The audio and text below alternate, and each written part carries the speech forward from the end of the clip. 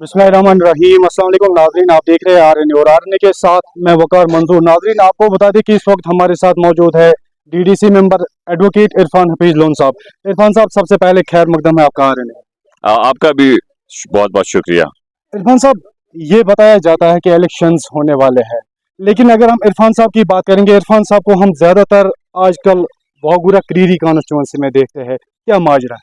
देखिए, इलेक्शन जो है जमहूरियत का एक हिस्सा है, तो हम समझते इलेक्शन ठीक है, होंगे, बहुत अच्छी बात है, लोगों की सरकार बनेगी।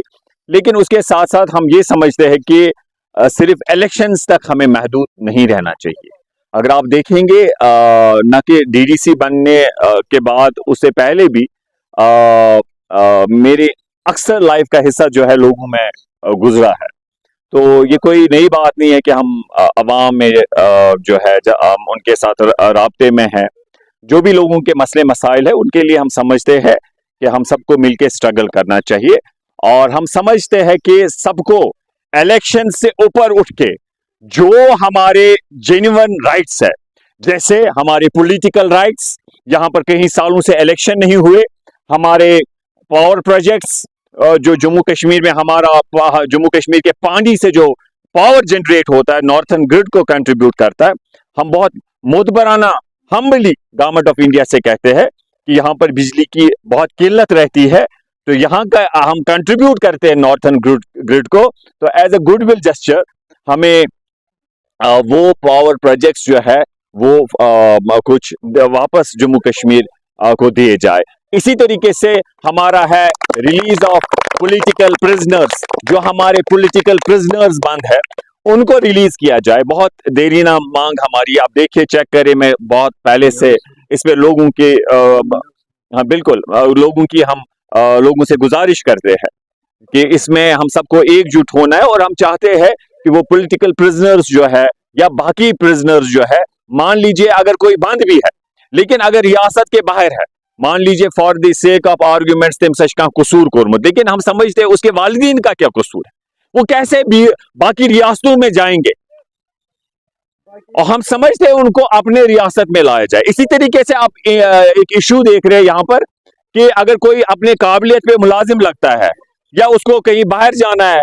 पासपोर्ट उसको इस वजह से नहीं मिलता, कहते हैं उसका कोई रिश्तेदार है, उसके खिलाफ एफआईआर है।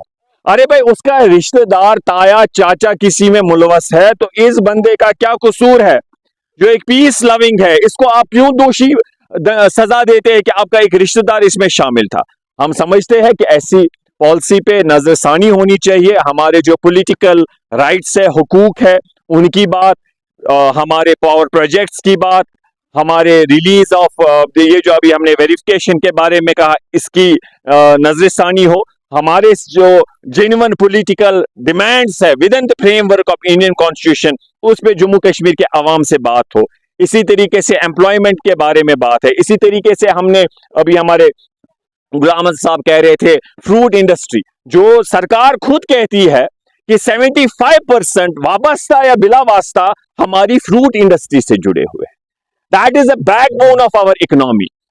तो लेकिन हम चाहते हैं उसको बूस्ट किया जाए। मुझे याद है कुछ साल पहले, आप देखिए, इस इंडस्ट्री ये लक्चा बोजान चे प्रानिश तो मैं ज या त्रे पोशी कर आज वुचान पूर वरियस वन यूनिवर्सिटी भी सरकार भी लिखती है कि तो वो अकु स्प्रेस करें, तेल पूर वरियस कत मज रोजन बागसी मज। इसलिए हम समझते हैं कि फ्रूट इंडस्ट्री में हमने देखा पिछले कुछ साल पहले सासन मज रुकाया कौमी शहरस पे गाड़ी माल ददराव गए पान तक धरना नाज करू इंसाफ। हम चाहते हैं बजट में भी इसको बूस्ट मिलना चाहिए।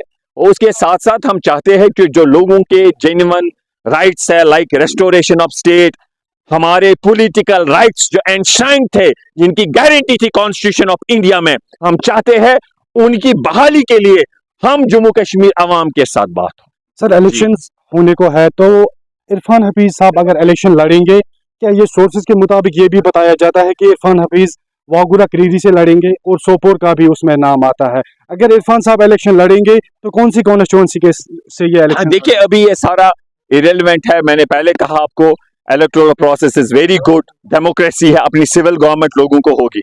बट हमें उस पर ज्यादा फोकस नहीं करना। पहले तो ये देखिए ना, हमें ऑनरेबल सुप्रीम कोर्ट जाना पड़ा, किसके लिए कि डेडलाइन सरकार को, ईसीआई को डायरेक्शन मिली कि एंडिंग सितंबर से पहले पहले आप यहां इलेक्शन करवाएं।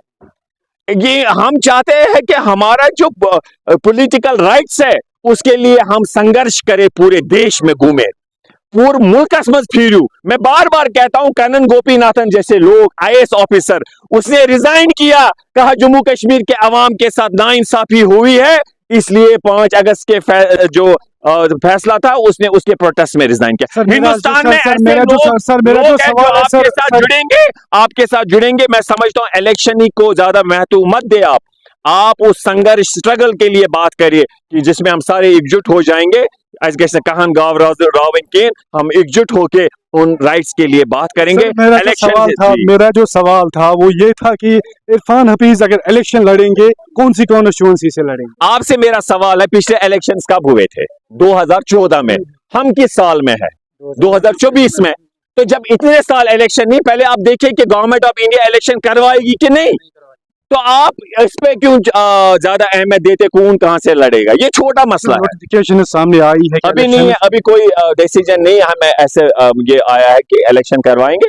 पहले हमारी कोशिश होगी कि यहाँ स्टेट बहाल हो, हमारे राइट्स बहाल हो, उसके साथ साथ अगर इलेक्शंस फिर ऐलान करते हैं उसके बाद आप ये सवाल पूछे, तब ये रेलेवेंट है। ये भी बताया जाता है कि इरफान हफीज बहुत सारी पार्टीज के साथ कनेक्टेड है। क्या इरफान हफीज अगर इलेक्शन लड़ेंगे कौन सी पार्टी से लड़ेंगे? नहीं, सारे देखिए, मैं उन सब लोगों का शुक्रिया अदा करता हूँ जब भी जो हमेशा अप्रिशिएट, हौसला अफजाई की बात है अगर आपको लोग कहते हैं कि भाई आप हमारे साथ जुड़िए, अब वो अच्छी बात है, आपको उसे हौसला अफजाई होती है। ये लोग 7 पार्टी बदलावा, 8 पार्टी बदलावा, काल सुबह ब्या, त्रिमि दो ब्या, सूरमि दो ब्या, याद रोजान यम कत तंजीम बदलावा। किसकी तरफ आप? मैं जनरल कह रहा हूँ, तमो खेमो तुल जीनिस पे बुझत शर्म। बुझुस न 18 पार्टी ज्वाइन कर, अगर मैं सुबह बराबरी आई कित कन एम मज नबर, ये पार्टी बदलावान, मतलब ये जन माटम फुल खेवान। तो मैं कह रहा हूँ कि वन पार्टी, अगर वो कहा और वनान वलियो वो जुड़ वो से ये है कि अगर आप अच्छा काम करते हैं, ईमानदार है, सच्चाई से काम करते हैं, लोग आपको अप्रिशिएट करते हैं। अगर पॉलिटिकल पार्टीज भी कहती है तो अच्छी बात है, लेकिन हमारा यही है कि लोगों की खिदमत जो है पैरामाउंट इम्पोर्टेंस है। हम समझते हैं कि सबको एक होना है, एकजुट होकर हमें लड़ना है, इन पॉलिटिकल पार्टीज को भी जवाबदेह बनाना है। जो भी माजी में इन्होंने किया, चलिए हम सब एक होते, लेकिन इनको हमें जवाबदेह बनाना इस हद तक कि अस वो ओत्र PhD इतनी पार्लियामेंट आय उमो फुटरो ये याद कि रात तामत यम साथ PDP मिसाल तमो वो BJP दूर थवन, अस दियो सा एतमाद, पत कम से रलोक अत BJP से, इसलिए अमन जवाबदेह बनावन कि आइंदा गलत करन।